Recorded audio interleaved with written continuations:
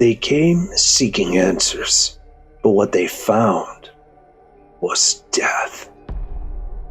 He was called Timur the Lame, but don't let the name fool you.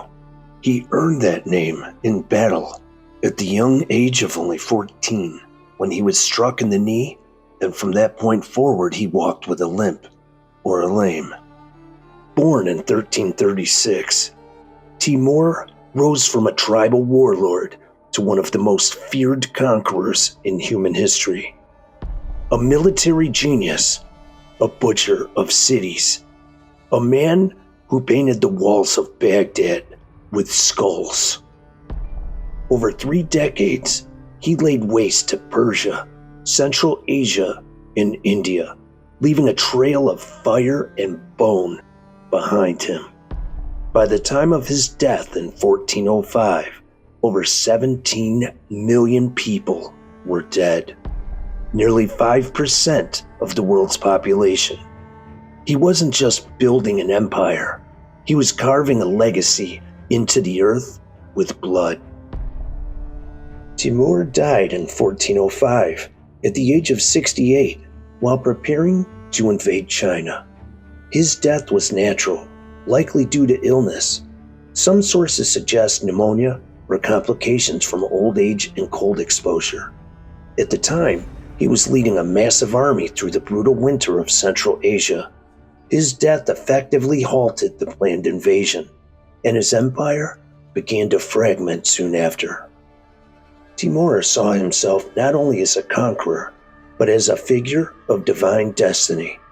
He was buried according to Islamic tradition, and disturbing a burial, especially of such a powerful figure, was seen as a spiritual violation. Timur was buried in Samarkand, modern-day Uzbekistan, beneath a stunning turquoise-domed mausoleum called Reburial. But here's where the story really gets chilling, because inside the tomb was an inscription, a warning. It read, "Whosoever disturbs my tomb will unleash an invader more terrible than I. When I rise from the dead, the world shall tremble." Locals knew of the curse. Historians whispered it. But in 1941, the Soviets didn't listen. On June 19, 1941, Soviet anthropologists, with Stalin's approval, opened Timur's tomb. And inside, they found the mummified remains of the conqueror himself, and confirmed he walked with a limp, matching centuries-old records. But within 72 hours of cracking the seal, Operation Barbarossa began. Just 2 days later, on June 22nd, Adolf Hitler invades the Soviet Union, launching one of the bloodiest campaigns in history.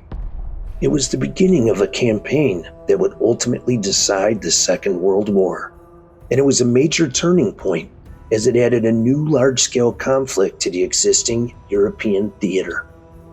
Coincidence? Maybe. But here's where it gets creepier. 2 years later, Stalin, reportedly spooked by the string of Soviet defeats, orders Timur's remains to be reburied with full Islamic rites. 3 days later, the Battle of Stalingrad begins and the tide of the war changes.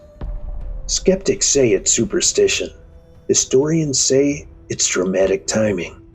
But in a world of strange coincidences, cursed bloodlines, and ancient warnings etched in stone, would you dare open the tomb of the man who killed 17 million souls? Timur died 600 years ago, but his shadow still walks. Whether the curse is coincidence, folklore, or cosmic karma, it remains one of history's most unnerving alignments. If history has ghosts, we follow the trail.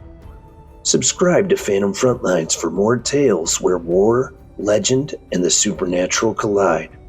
Like, share, and remember that not all battles end when the last soldier falls.